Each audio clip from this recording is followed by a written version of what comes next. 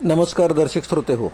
आजचा विषय आहे गंभीर आजाराची काळजी घ्या, GBSला खरा प्रतिबंध करा.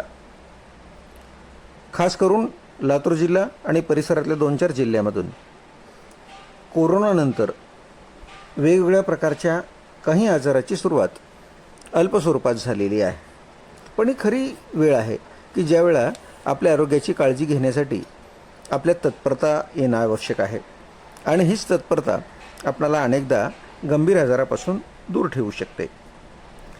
अलीकडे वातावरणातील बदलामुळे शरीरात विषाणूंचा शिरकाव झाल्याने GBS या दुर्मिळ आजाराचे रुग्ण वाढत आहेत.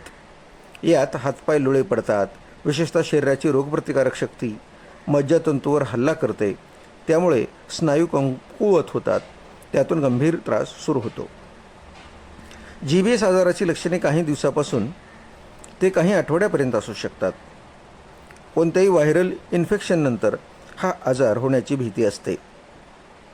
शरीरातील रोगप्रतिकार शक्तीने मज्जातंतूवर हल्ला केल्याने अचानक काही मज्जातंतू कमजोर होतात, त्यामुळे ताप येऊन हातापायाला मुंगे येणे, पायातील चप्पल निसटणे, बसल्यानंतर उठता न येणे, स्वतःच्या हाताने जेवण आंघोळ न करता येणे अशी लक्षणे दिसून येतात. त्यानंतर श्वास घेण्यासही त्रास होतो असे तज्ज्ञांनी सांगितलेले आहे. आता याबद्दल आपण ज्यावेळा आपल्या अनेक डॉक्टरांशी चर्चा केली त्यावेळा ते काय म्हणाले. डॉक्टर गजानन हलकंचे हे फिजिशियन आहेत. ते असं म्हणतात, कोविडच नव्हे तर सर्दी, खोकला, ताप अशा कोणत्याही व्हायरल इन्फेक्शननंतर GBSची लक्षणे दिसू शकतात. लक्षणे दिसल्यास डॉक्टरचा सल्ला घेऊन वेळेत उपचार घेणे महत्त्वाचे आहे. तर डॉक्टर मनोज कदम फिजिशियन काय म्हणतात, GBS हा गंभीर दुर्मिळ आजार आहे. हातापायाला मुंग्या येऊन त्या वाढतात आणि शरीर लुळे पडू लागते. लक्षणांकडे दुर्लक्ष केल्यास वेदना वाढतात, परिणामी श्वास घेण्यास त्रास होतो. त्याबरोबरच आपण ज्यावेळा या सगळ्याच माहितीला जोडून मेंदूविकार तज्ज्ञाला चर्चा केली त्यावेळा डॉक्टर देवाशिष रुईकर असे म्हणाले, कुठल्याही व्हायरल इन्फेक्शननंतर हा आजार होऊ शकतो, त्यामुळे लक्षणे दिसताच तात्काळ तज्ज्ञांचा सल्ला घ्यावा. आजार अंगावर काढू नये, त्यामुळे त्रास वाढून श्वास घेणे कठीण होते. या सगळ्या कारणाचा जर विचार केला तर काय आहे हे GBS हा अत्यंत दुर्मिळ असा आजार आहे. रोगप्रतिकारक शक्ती अधिक प्रमाणात वाढून मज्जातंतूवर हल्ला करते आणि त्यामुळे मज्जातंतू कमजोर होऊन बोटे, पाय, हात, श्वासनलिकेवर परिणाम होतो.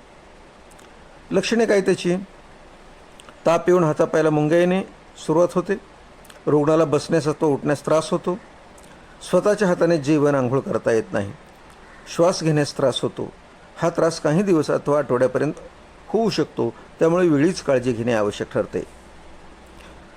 यापुढे जर विचार केला तर कोरोनानंतर याचे रुग्ण वाढलेले आहेत.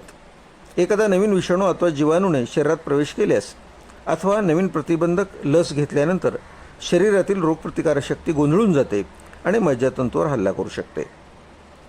तर वातावरणातील नवीन विषाणू शरीरात गेल्याने GBSचे रुग्ण वाढल्याचे पाहायला मिळत आहेत.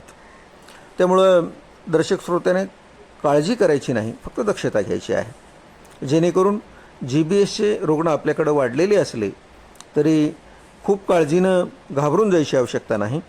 तर दक्षता घेऊन आपल्याला छोटा मोठा कुठलाही आजार जाणवला तर तो अंगावर काढू नका, लक्षणाकडे दुर्लक्ष करू नका, लवकर आणि वेळीच उपचार घ्या. या उपचारामुळं पुढं तुम्हाला गंभीर त्रासापासून दूर राहता येतं, अर्थात तो त्रास तुम्हाला होणार नाही.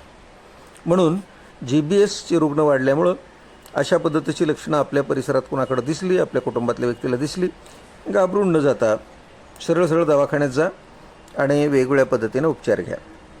अर्थात ही माहिती आपल्याला कमलाकर सावंत YouTube 5699 वरून मिळते आहे. ही माहिती आपल्याला जर योग्य वाटली, महत्त्वाची वाटली तर निश्चितपणे लाईक करा, आपल्या मित्रांना शेअर करा. आपण या YouTubeवर नव्याने असाल तर सबस्क्राईब करायला विसरू नका. धन्यवाद.